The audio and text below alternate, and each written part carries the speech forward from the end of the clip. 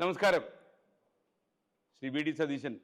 എനിക്ക് തോന്നുന്നത് ഇത്തരം ഒരു അഭിമുഖം നമ്മൾ കുറച്ച് ദിവസത്തിനകം നടത്തണം നിങ്ങൾ പ്ലാൻ ചെയ്തിരിക്കുകയാണ്. പക്ഷേ കേരളത്തിലെ 140 മണ്ഡലങ്ങളിലും തെരഞ്ഞെടുപ്പ് രംഗം സജീവമായി കഴിഞ്ഞു. നിങ്ങൾക്ക് നല്ല തിരക്കാണെന്ന് എനിക്കറിയാം.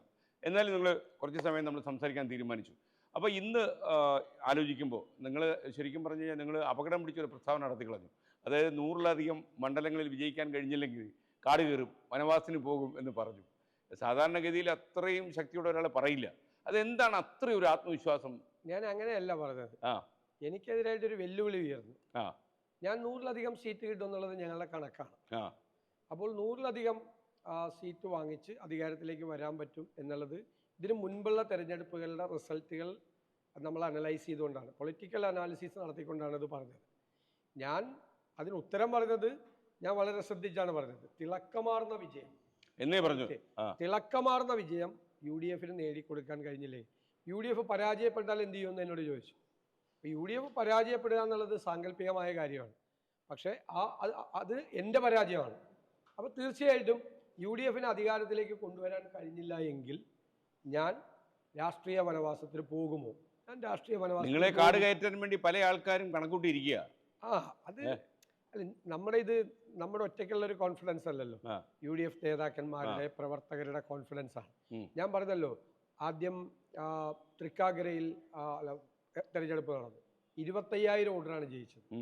പുതുപ്പള്ളിയിൽ 37,000 വോട്ടിനാണ് ജയിച്ചത്. പാലക്കാട് 18,000 വോട്ടിനാണ് ജയിച്ചത്. ബൈ ഇലക്ഷനാണ്.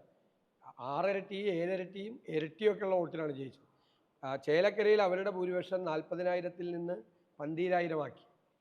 നിലമ്പൂരിൽ അവരുടെ 3,000 വോട്ടിന് അവർ ജയിച്ച സീറ്റ് 11,000-ലധികം വോട്ടിന് ഞങ്ങൾ ജയിച്ചു. പാർലമെൻറ്റ് ഇലക്ഷനിൽ മലബാറിലെല്ലാം 1,00,000-ൽ മീതെ വോട്ടാണ് ഭൂരിപക്ഷം ഗൗരവമായി വർദ്ധിച്ചു. 18 സീറ്റ് 20-ൽ കിട്ടി. പിന്നീട് വന്ന ലോക്കൽ ബോഡി തെരഞ്ഞെടുപ്പ്. അപ്പോൾ എല്ലാവരും പറഞ്ഞു പാർലമെൻറ്റ് തെരഞ്ഞെടുപ്പ് വേറെ, അത് നാഷണൽ ഇഷ്യൂസ് എല്ലാം ആണ്. ലോക്കൽ ബോഡി ലോക്കൽ ഇഷ്യൂസ് ആണ്. ശരി, ഞങ്ങൾ മിഷൻ 25 ആരംഭിച്ചു. നല്ല ചിട്ടയായിട്ടുള്ള പ്രവർത്തനം നടത്തി. കഴിഞ്ഞ 30 വർഷക്കാലത്തെ ഏറ്റവും തിളക്കമാർന്ന വിജയം ലോക്കൽ ബോഡി തെരഞ്ഞെടുപ്പിൽ നേടി. 4 കോർപ്പറേഷൻ, ശരിക്കും ഒരു 123 വോട്ടിനാണ് കോഴിക്കോട് കോർപ്പറേഷനിലെ 6 സീറ്റ് പോയത്. ഇല്ലെങ്കിൽ കോഴിക്കോട് കൃത്യമായിരുന്നു. അപ്പൊ നമ്മൾ അതിന്റെ തുടർച്ച മിഷൻ 26 ഞങ്ങൾ നേരത്തെ ആരംഭിച്ചതാണ്. ഇപ്പൊ ഈ ആന്റി ഇൻകംബൻസി എന്ന് പറയുന്ന ഗവൺമെന്റിനെതിരായ ജനവിരുദ്ധ വികാരം ലോക്കൽ ബോഡിയിലല്ല ശരിക്കും വരുന്നത്. ലോക്കൽ ബോഡിയിൽ കുറച്ചേ പ്രതിഫലിച്ചിട്ടുള്ളൂ. കാരണം സ്ഥാനാർത്ഥിയും ലോക്കൽ കാരണങ്ങളെല്ലാം വരും. അസംബ്ലി ഇലക്ഷനാണ് ഒരു ഗവൺമെൻറ്റിനെതിരായ പ്രതിഷേധവും ആൻറ്റി ഇൻകംബൻസിയൊക്കെ പ്രതിഫലിക്കാൻ പോകുന്നത്. അപ്പോൾ ഈ ഒരു ധാരണ എൻ്റെ മനസ്സിലുണ്ട്, ഞങ്ങളുടെ ടീമിനെല്ലാവർക്കും ഉണ്ട്. അത് കഴിഞ്ഞിട്ടാണ് പുതുയുഗയാത്ര ആരംഭിക്കുന്നത്. പുതുയുഗയാത്ര 30 ദിവസം കഴിഞ്ഞപ്പോൾ ഞങ്ങൾ ഈ 100 സീറ്റിലധികം നേടി അധികാരത്തിൽ വരും എന്നുള്ള ഞങ്ങളുടെ കണക്കുകൂട്ടൽ ഞങ്ങൾ ഒന്നുകൂടി അടിവരയിട്ടു. 101 കാരണം അത്രയും വലിയ ജനപിന്തുണ. ഇപ്പോൾ നമ്മളിനി ഏപ്രിൽ 9 ഒരു 15 ദിവസങ്ങളേ ഉള്ളൂ. ഈ 15 ദിവസങ്ങൾ മത്സര രംഗം ചൂടായി. പലയിടങ്ങളിലും ത്രികോണ മത്സരം നടക്കുന്നു. നമ്മൾ ഒരിക്കലും പ്രതീക്ഷിക്കാത്ത വിഷയങ്ങൾ വിവാദമായി കൺമുന്നിൽ വരുന്നു. ഈ ഒരു സമയത്തും നിങ്ങൾ ഈ രാഷ്ട്രീയ വനവാസവും പ്ലസ് 100 സീറ്റുമായി നിൽക്കുകയാണോ? അതോ മാറ്റം? ഞാൻ പറഞ്ഞല്ലോ, UDF 100 സീറ്റിലധികം നേടി അധികാരത്തിൽ വരും. UDF പരാജയപ്പെടുകയാണ് എന്നുള്ളതാണല്ലോ ചോദ്യത്തിന്റെ പ്രശ്നം. UDF പരാജയപ്പെട്ടാൽ അതിന്റെ പൂർണ്ണമായ ഉത്തരവാദിത്തം എനിക്കാണ്. വളരെ ചെറുപ്പമാണ്. പക്ഷേ ഇല്ല, അത് ഞാൻ ഏറ്റെടുക്കുക. കാരണം എന്നെ ഏൽപ്പിച്ചത് 2021 തുടർച്ചയായ 2 പരാജയം നേരിട്ടു. കേരള രാഷ്ട്രീയത്തിൽ സമീപകാലത്തൊന്നും ഇല്ലാത്ത ഒരു തോൽവി. ഓൾട്ടർനേറ്റീവ് ഗവൺമെൻറ് വന്നുകൊണ്ടിരുന്ന സ്ഥലത്ത് തുടർച്ചയായി നമ്മൾ പരാജയപ്പെട്ടപ്പോൾ ആളുകളുടെ മുറയിൽ പോയി. പാർട്ടി നേതാക്കളുടെ, പാർട്ടി പ്രവർത്തകരുടെ അവരെല്ലാം തളർന്നുപോയി. ഇനി എങ്ങനെ തിരിച്ചു വരാൻ പറ്റുമെന്നുള്ളത് അവിടെയാണ് എന്നെ ഏൽപ്പിച്ചത്. എൻ്റെ ദൗത്യം എന്താണ്? അവരുടെ മുറയിൽ ബൂസ്റ്റ് ചെയ്ത് അവരെ ആവേശഭരിതരാക്കി അവരെ തിരിച്ച് ആത്മവിശ്വാസം കൊണ്ടുവന്ന് നമ്മൾ ജയിക്കുന്ന ഒരു സാഹചര്യത്തിലേക്ക് എത്തിക്കുക. അത് എത്തിച്ചിട്ടുണ്ട് ഞങ്ങൾ. അപ്പോൾ അത് എത്തിക്കാൻ കഴിഞ്ഞില്ല, ജയിപ്പിക്കാൻ കഴിഞ്ഞില്ലെങ്കിൽ എനിക്ക് പൂർണ്ണമായ ഉത്തരവാദിത്തമുണ്ട്. ഞാനായിരിക്കും അതിൻ്റെ ഉത്തരവാദി. ഞാനാണിത് ക്രെഡിറ്റ് അല്ല. വിജയിക്കുമ്പോൾ അവർക്കെല്ലാവരുടെയും ക്രെഡിറ്റ് ഉണ്ട്. വിജയിക്കുമ്പോൾ ഞാൻ മാത്രമായിരിക്കും അതിൻ്റെ ഉത്തരവാദി. അപ്പം ഞാൻ തീർച്ചയായിട്ടും ഈ 30 വർഷത്തെ ഏറ്റവും തിളക്കമാർന്ന വിജയം നേടി ലോക്കൽ ബോഡി തെരഞ്ഞെടുപ്പിൽ ജയിച്ച് ഞാൻ പത്രസമ്മേളനം നടത്താൻ പോകുമ്പോഴും എന്നോട് ചോദിച്ച ചോദ്യം ഇതാണ്. ഇപ്പോൾ മാധ്യമപ്രവർത്തകരുടെ ഇടയിലും എന്നെ വനവാസത്തിനയക്കണമെന്ന് ആഗ്രഹമുള്ള ഒരുപാട് പേരുണ്ടെന്ന് എനിക്ക് അന്ന് മനസ്സിലായി. അപ്പൊ എന്നോട് ചോദിച്ചു, ഇതുപോലെ തന്നെ അസംബ്ലിയിൽ വന്നില്ലെങ്കിൽ അസംബ്ലിയിൽ ജയിച്ചില്ലേ പോവാന്ന് ചോദിച്ചു. ഞാൻ പറഞ്ഞു അന്ന് ഒരു പത്രസമ്മേളനം വിളിച്ചു കൂട്ടി നിങ്ങളോട് ഞാൻ പറയും, അവസാനത്തെ പത്രസമ്മേളനം എന്റെ രാഷ്ട്രീയ അവസാനത്തെ പത്രസമ്മേളനം. കാരണം നിങ്ങളിവിടെയൊക്കെ കാണണം, നമ്മുടെ നാടിന് ആവശ്യമുണ്ടല്ലോ. ഞാൻ ചോദിക്കുന്ന മറ്റൊരു കാര്യം, അതായത് സാധാരണഗതിയിൽ ഇപ്പം താങ്കൾ അത്യാവശ്യം സമ്പദ്ശാസ്ത്രവും സാമ്പത്തിക കാര്യങ്ങളൊക്കെ അറിയാവുന്ന ഒരു പൊതുപ്രവർത്തകനാണ്. എപ്പോഴും വികസന പ്രശ്നങ്ങളും അതുമായി ബന്ധപ്പെട്ട കാര്യങ്ങൾ തന്നെയായിരിക്കണം ഒരു തെരഞ്ഞെടുപ്പിലെ മുഖ്യ അജണ്ട അല്ലെങ്കിൽ ചർച്ച എന്ന് പറയുന്നത്. എന്നാൽ ഞങ്ങളെ ഈ ടെലിവിഷൻ ചാനലുകളൊക്കെ അതിനൊരു ഉത്തരവാദിയാണെന്ന് ഞാൻ സമ്മതിക്കുന്നു. അതോടൊപ്പം കേരളത്തിലെ മാധ്യമങ്ങൾ അജണ്ട ഫിക്സ് ചെയ്യുന്നു. അപ്പം നിങ്ങളിപ്പം അല്പം മുമ്പ് നടത്തിയ വാർത്താ സമ്മേളനം നിങ്ങൾ അതിനെക്കുറിച്ച് സൂചിപ്പിക്കുന്നത് ഞാൻ കണ്ടു. അപ്പോൾ ഈ ശരിക്കും നമ്മുടെ ഈ മത്സരിക്കുന്ന കക്ഷികളൊക്കെ തന്നെ അറിഞ്ഞോ അറിയാതെ ഈ കുഴി വീഴുന്നുണ്ടോ എന്ന് എനിക്ക് സംശയം. കാര്യം മാധ്യമങ്ങൾ ചിലപ്പോൾ അജണ്ട ഫിക്സ് ചെയ്യും. മാധ്യമങ്ങൾ അജണ്ട ഫിക്സ് ചെയ്യുന്നുണ്ട്, അവർക്ക് താല്പര്യമുള്ള വിഷയങ്ങളാണ് അവർ സംസാരിക്കേണ്ടത്. അപ്പൊ കഴിഞ്ഞ കുറേ ദിവസം BJP CPM ഡീലിനെ കുറിച്ചാണ് സംസാരിച്ചത്. എല്ലാ ദിവസവും അത് സംസാരിക്കാൻ പറ്റുമോ? തെരഞ്ഞെടുപ്പിൽ പോസിറ്റീവ് ആയിട്ടുള്ള കാര്യങ്ങൾ പറയണം. ഇപ്പോൾ ഞങ്ങൾ തന്നെ ഉദാഹരണത്തിന് പുതുയുഗ യാത്ര രാഷ്ട്രീയ ജാഥയാണ് തെരഞ്ഞെടുപ്പിന് മുമ്പ് നടത്തുന്നതാണ്, എല്ലാവരും നടത്തി ജാഥ. ഞങ്ങൾ എന്താണ് ചെയ്തത്? ഞങ്ങൾ 25% മാത്രമാണ് രാഷ്ട്രീയം പറഞ്ഞത്, ബാക്കി 75% ഭാവി കേരളത്തെക്കുറിച്ചാണ്. അപ്പോൾ ഞങ്ങൾ ഗവൺമെൻറ്റിനെ ഞങ്ങൾ രൂക്ഷമായി വിമർശിച്ചു, ഗവൺമെൻറ്റിൻ്റെ പരാജയങ്ങൾ ഉയർത്തിക്കാട്ടി. അതേ അവസരത്തിൽ ഞങ്ങൾക്ക് തോന്നി ഞങ്ങൾ എവിടെയാണ് ഗവൺമെൻറ് പരാജയപ്പെട്ടത് അവിടെയെല്ലാം നമുക്ക് കേരളത്തെ കൈപിടിച്ചുയർത്താനുള്ള കൃത്യമായ പദ്ധതികളും പരിപാടികളും വേണം. അത് കേവലം ഒരു മാനിഫെസ്റ്റോ, വിശ്വാസ്യത മാനിഫെസ്റ്റോയ്ക്ക് കുറഞ്ഞ കാലമാണ്, വിശ്വാസ്യതയില്ലാത്തൊരു മാനിഫെസ്റ്റോ അവതരിപ്പിക്കുന്നതല്ല. ഞങ്ങൾ 2 വർഷം മുമ്പേ, ഞാൻ ഒരു അഭിമാനത്തോടു കൂടി സേനൻ നായരോട് പറയാണ്, ഇന്ത്യയിൽ ആദ്യമായിട്ടാണ് ഒരു പ്രതിപക്ഷം ഒരു പോസിറ്റീവായിട്ടുള്ളൊരു വർക്ക് തുടങ്ങിയത്. 2 കൊല്ലം മുമ്പേ ഞങ്ങൾ തുടങ്ങി. ഞങ്ങൾ പറഞ്ഞു ആരോഗ്യ കേരളം വെന്റിലേറ്ററിലാണെന്ന് പറഞ്ഞു, അല്ലേ? രൂക്ഷമായി ആക്ഷേപിച്ചു. ഞങ്ങൾ എന്നിട്ട് എന്താ ചെയ്തത്? ഞങ്ങൾ പബ്ലിക് ഹെൽത്ത് എക്സ്പെർട്ടുകളെ വെച്ചുകൊണ്ട് ഹെൽത്ത് കമ്മീഷൻ ഉണ്ടാക്കി. രാജ്യത്തിനകത്തും പുറത്തുമുള്ള 300 ഡോക്ടർമാരെ പങ്കെടുപ്പിച്ച് ഹെൽത്ത് കോൺക്ലേവ് നടത്തി. എന്നിട്ട് ആരോഗ്യ പ്രവർത്തകരുമായി ബന്ധപ്പെട്ട അതിമനോഹരമായ ഒരു ഹെൽത്ത് ഡോക്യുമെൻ്റ് ഭാവി കേരളത്തിൻ്റെ ഉണ്ടാക്കി. ഞങ്ങൾ പറഞ്ഞു കുട്ടികൾ ബ്രെയിൻ ഡ്രെയിനാണ്, പുറത്തേക്ക് പോവുകയാണ്, ഇങ്ങനെ പോയാൽ 5 വർഷത്തിനകം നമ്മുടെ കേരളം ഒരു വൃദ്ധസദനമായി മാറും, ഓൾഡ് ഏജ് ഹോമായി മാറും. അപ്പോൾ നിങ്ങൾ എന്ത് ചെയ്യും അതിന്? അപ്പോൾ എന്ത് ചെയ്യുമെന്ന് പറയുമ്പോൾ ഞങ്ങൾ അക്കാഡമിക് ആയിട്ടുള്ള കാര്യങ്ങൾ ചർച്ച ചെയ്തു, എഡ്യൂക്കേഷൻ കോൺക്ലേവ് നടത്തി, രാജ്യത്തിന് പുറത്തുള്ള വിദ്യാഭ്യാസ വിദഗ്ധർ വരെ പങ്കെടുത്തു, നല്ലൊരു ഡോക്യുമെൻ്റ് തയ്യാറാക്കി. അപ്പം ഞങ്ങൾ കണ്ടെത്തിയ ഒരു കാര്യം എന്ന് പറയുന്നത്, ഒന്ന് നമ്മുടെ കോഴ്സുകളാണ്, ഔട്ട്ഡേറ്റഡ് കോഴ്സുകളാണ് യൂണിവേഴ്സിറ്റിയിൽ. ലോകത്തെല്ലായിടത്തും തൊഴിലിൻ്റെ സ്വഭാവം മാറിക്കൊണ്ടിരിക്കുകയാണ്, തൊഴിലിൻ്റെ സ്വഭാവം. അപ്പം ഞങ്ങൾ പ്രഖ്യാപിച്ചിരിക്കുന്നത്, ഞങ്ങൾ വന്നു കഴിയുമ്പോൾ ഒരു global watch tower, job watch tower ഞങ്ങൾ ഉണ്ടാക്കും, രാജ്യത്തിനകത്തും പുറത്തുള്ള വിദഗ്ധരെ ഉൾപ്പെടുത്തി. അപ്പോൾ തൊഴിലിൻ്റെ സ്വഭാവം മാറുന്നതനുസരിച്ച് കറസ്പോണ്ടിങ് ആയി അനുരോധമായി ഇവിടുത്തെ കോഴ്സുകളിൽ റീസ്ട്രക്ചർ ചെയ്യും, കരിക്കുലം ചേഞ്ച് ചെയ്യും. ആ കോഴ്സുകൾ ഇവിടെ തുടങ്ങി. ഇപ്പോൾ കുട്ടികൾ വിദേശത്ത് പോയി കാനഡയിലും ജർമ്മനിയിലും പോയി പഠിക്കുന്ന കോഴ്സുകൾ നമ്മുടെ യൂണിവേഴ്സിറ്റി തുടങ്ങി പുറത്തു വരുമ്പോൾ ഒന്നുകിൽ ജോലി, രണ്ടാമത് സംരംഭം തുടങ്ങാനുള്ള സംവിധാനം. അപ്പോൾ ഞങ്ങളത് പ്ലാൻ ചെയ്തു. എന്താ ചെയ്തത്? 1000 സംരംഭങ്ങൾ ഷോക്കേസ് ചെയ്യാം തുടങ്ങാൻ. അപ്പോൾ ഒരാൾ വരുന്നു, ഒരു ചെറുപ്പക്കാരൻ വരുന്നു, അയാൾ മാനേജ്മെൻറ്റ് എക്സ്പേർട്ടാണ്, പക്ഷേ ടെക്നിക്കൽ സപ്പോർട്ടില്ല. അപ്പോൾ ഞങ്ങൾ ടെക്നോ മെൻറ്ററിനെ കൊടുക്കും. ഇനി ഒരാൾ BTech മെക്കാനിക്കൽ പാസ്സായി വരുന്നു, ടെക്നിക്കൽ സൈഡ് അറിയാം, പക്ഷേ അയാൾക്കൊരു സംരംഭം തുടങ്ങണം, പക്ഷേ അയാൾക്ക് മാനേജ്മെൻറ്റ് അറിയില്ല, അയാൾക്ക് ഫിനാൻസ് അറിയില്ല. ഞങ്ങളൊരു മാനേജ്മെൻറ്റ് മെൻറ്ററിനെ കൊടുക്കും. അപ്പോൾ മാനേജ്മെൻറ്റ് മെൻറ്റർ, ടെക്നോ മെൻറ്റർ, അവർക്കത് തുടങ്ങാൻ വേണ്ടിയിട്ട് പലിശരഹിതമായ ഒരു റിവോൾവിംഗ് ഫണ്ട് അത് കൊടുക്കും. അങ്ങനെ ഒരു വർഷം കൊണ്ട് നമുക്ക് 10,000 സംരംഭങ്ങൾ നമുക്ക് തുടങ്ങാൻ പറ്റും. എന്തുകൊണ്ടാണെന്നറിയാമോ? അത് നമ്മുടെ ഞാനാണ് ഒരു ആരോപണം ഉന്നയിച്ചത്, ഖജനാവിൽ പൂച്ച പെറ്റിയാണ്. അതെ, ഞാൻ മുഖ്യമന്ത്രിയോട് ചോദിച്ചു, അത് നിങ്ങൾ ഇങ്ങനെ ആരോപണം ഉന്നയിച്ചിട്ടുണ്ടെന്ന്. മുഖ്യമന്ത്രി പറഞ്ഞു അത് സതീശൻ പറഞ്ഞു പറയുമല്ലോ. ഞാനത് പറയാൻ കാര്യം ഞാൻ കണക്കുകൾ വെച്ചുകൊണ്ടാണ് പറഞ്ഞത്. അങ്ങനെയൊക്കെ അറിയാലോ, കഴിഞ്ഞ 25 വർഷമായിട്ട് സാമ്പത്തിക കാര്യങ്ങളാണ് ഞാൻ നിയമസഭയിൽ ഏറ്റവും കൂടുതൽ ശ്രദ്ധിക്കുന്നത്. എനിക്ക് ഖജനാവിൻ്റെ പൊസിഷനെ കുറിച്ച് നന്നായിട്ട് അറിയാം. അപ്പം ഞങ്ങൾ ഇവർ തളർത്തിക്കളഞ്ഞ പൂച്ച പെറ്റി കിടക്കുന്ന ഈ ഖജനാവിൽ നമ്മൾ ചെയ്യേണ്ടത് എന്താ? ഖജനാവ് നിറയ്ക്കുക എന്നുള്ളതാണ്. ഒരു ഗവൺമെൻറ്റിൻ്റെ പ്രൈം ഡ്യൂട്ടി എന്ന് പറയുന്നത് ഖജനാവ് നിറയ്ക്കുക. ഖജനാവ് നിറയ്ക്കാൻ എന്ത് ചെയ്യണം? അപ്പം മികച്ച, ഞാൻ അതിന് ഇടയ്ക്കൊന്ന് കട്ട് ചെയ്ത് ചോദിച്ചു, അതായത് ഈ പൂച്ച ഇനി അവിടെ പ്രസവിക്കാതിരിക്കാൻ നിങ്ങളുടെ കയ്യിൽ എന്തോ അജണ്ടയുള്ളത്? അതാണ് ഞാൻ പറഞ്ഞത്. ഞാൻ അതാണ് പറയാം. ആ പൂച്ചയുടെ ശല്യം ഭയങ്കരമായിരിക്കും. ഞാൻ പറയുന്നത് ശല്യമായിരിക്കും. അവിടെയാണ് പൂച്ച പെറ്റി കിടക്കുന്ന ഖജനാവിൽ പണം കൊണ്ട് നിറക്കണം, ഖജനാവിന് നിറക്കണം, എക്സ്ട്രക്കർ ഫില്ല് ചെയ്യണം. എന്ത് ചെയ്യണം? അതിന് ഞങ്ങൾ പ്ലാൻ ചെയ്തിട്ടുണ്ട്. ഞങ്ങൾക്ക് പ്ലാൻ ഉണ്ട്, എല്ലാത്തിനും ഓൾട്ടർനേറ്റീവ് പ്ലാൻ ഉണ്ട്. മികച്ച ധനകാര്യ മാനേജ്മെൻറ്റ്, 2 പ്ലാൻഡ് ആയിട്ടുള്ള ടാക്സ് അഡ്മിനിസ്ട്രേഷൻ. ഞാനത് എക്സ്പ്ലെയിൻ ചെയ്തു തരാം. Yeah. 3 കാർക്കശ്യം നിറഞ്ഞ നിലപാടുകൾ കൊണ്ട് ഖജനാവിൻ്റെ ഒരു ചോർച്ചയുണ്ട്. ആ ചോർച്ച അടയ്ക്കാൻ 4ാമത് ഏറ്റവും പ്രധാനപ്പെട്ട ഞാൻ നേരത്തെ പറഞ്ഞ കാര്യം ഉൾപ്പെടെ ഇക്കോണമിയെ നമ്മൾ ഉത്തേജിപ്പിക്കണം. സ്റ്റിമുലസ് പാക്കേജുകൾ കൊണ്ടുവന്നിട്ട് ഇക്കോണമിയെ ഉത്തേജിപ്പിക്കണം. ഈ 3ാമത്തെ കാര്യം ടാക്സ് അഡ്മിനിസ്ട്രേഷൻ്റെ ഒരു കാര്യം മാത്രം ഞാൻ പറയാം. ഈ GST വന്നു കേരളത്തിൽ. GST എന്ന് പറയുന്ന കൺസ്യൂമർ പോയിന്റിലാണ് ടാക്സ്.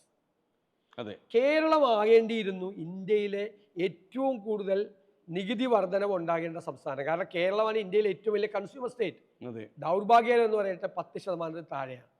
യഥാർത്ഥത്തിൽ ആ നികുതി ഭരണ സംവിധാനം കേരളത്തിൽ പുനഃസംഘടിപ്പിച്ചിട്ടില്ല. ശരിയായി അത് കൃത്യമായി പുനഃസംഘടിപ്പിച്ചാൽ ഒറ്റ വർഷം 30%-ലധികം നികുതി വർധനവുണ്ടാവും. ഞാനൊരു കാര്യം നിയമസഭയിൽ പറഞ്ഞു, നിങ്ങൾ IGST, അതായത് ഇപ്പോൾ നമ്മൾ ബാംഗ്ലൂർ പോയി ഒരു സാധനം മേടിക്കുന്നു, അവിടെ നികുതി കൊടുക്കുന്നു, അത് മേടിച്ച് ഇവിടെ കൊണ്ടുവന്ന് വിൽക്കുന്നു, ഇവിടെ നികുതി കൊടുക്കുന്നു. ഇത് രണ്ടും സ്റ്റേറ്റ്മെൻ്റായിട്ട് റിട്ടേൺ കൊടുത്താൽ അവിടെ അടച്ച നികുതി സെൻട്രൽ പൂളിൽ കിടക്കേണ്ട തിരിച്ചു കൊണ്ടുവരും. ഇത് ചെയ്യാത്തത് കൊണ്ട് ഒരു വർഷം 5000 കോടി നഷ്ടമായി. നിങ്ങൾ 5 കൊല്ലം കൊണ്ട് ഈ ഗവൺമെൻറ് 25000 കോടി നഷ്ടമാക്കിയെന്ന് ഞാൻ പറഞ്ഞു. എന്നെ കളിയാക്കി എല്ലാവരും. 25000 കോടിയൊന്നും. എൻ്റെ ഭാഗ്യത്തിന് ഗുലാത്തി ഇൻസ്റ്റിറ്റ്യൂട്ട് ഒരു 3 മാസം കഴിഞ്ഞപ്പോൾ ഇതേ റിപ്പോർട്ട് കൊടുത്തു, 25000 കോടി നഷ്ടമായത്. ഇപ്പം എവിടെയാണ് ഖജനാവിൻ്റെ ചോർച്ച?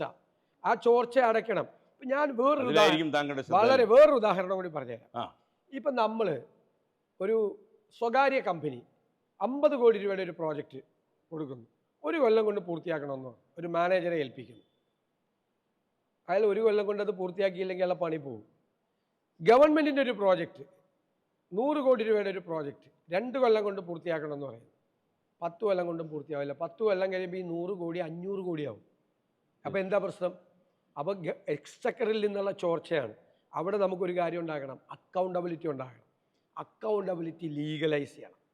ഒരു തഹസിൽദാരോട് 6 മാസത്തിനകം ഒരു ഭൂമി എടുത്തു തരാൻ പറഞ്ഞാൽ അയാൾ 6 കൊല്ലം എടുക്കും. ചിലർ 6 മാസത്തിനകം എടുത്തു തന്നില്ലെങ്കിൽ 181 ദിവസം അയാളുടേതല്ലാത്ത കാരണങ്ങളാണെങ്കിൽ അയാൾക്ക് പ്രൊട്ടക്റ്റ് ചെയ്യാം, അല്ലെങ്കിൽ അയാൾ ലയബിൾ ആവും. അങ്ങനെ വളരെ ഗവേണൻസ് എന്ന് പറയുന്നത് അതൊരു ആർട്ടാണ്.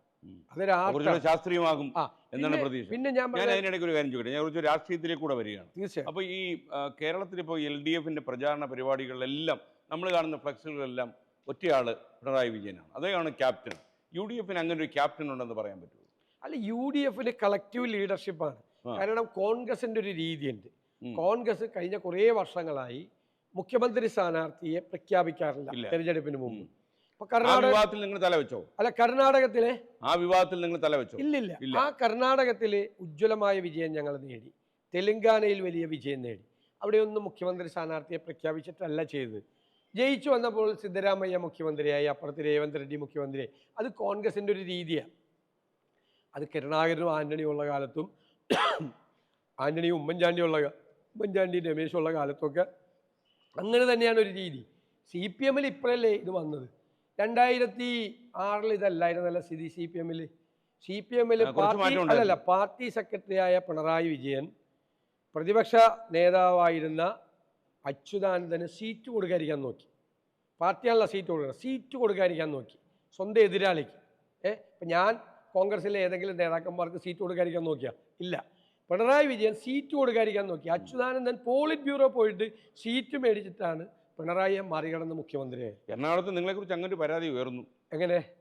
നിങ്ങളുടേതായ ഷിയാസിനെ പ്രൊജക്റ്റ് ചെയ്യുവാൻ വേണ്ടി അദ്ദേഹത്തെ സ്ഥാനാർത്ഥിയാക്കി, മറ്റു ചിലർക്ക് കിട്ടിയില്ല എന്നൊക്കെ പരാതി ഉയർന്നു. അതൊക്കെ വെറുതെ വാർത്തകൾ വരുന്നതാണ്. അങ്ങനെ ഏതെങ്കിലും മുഹമ്മദ് ഷിയാസിന്റെ പേര് ഞാനത് പുറത്തു പറയാൻ പാടില്ലാത്തതാണ്. ഞാൻ നിങ്ങൾ പറഞ്ഞുകൊണ്ട് പറയാം.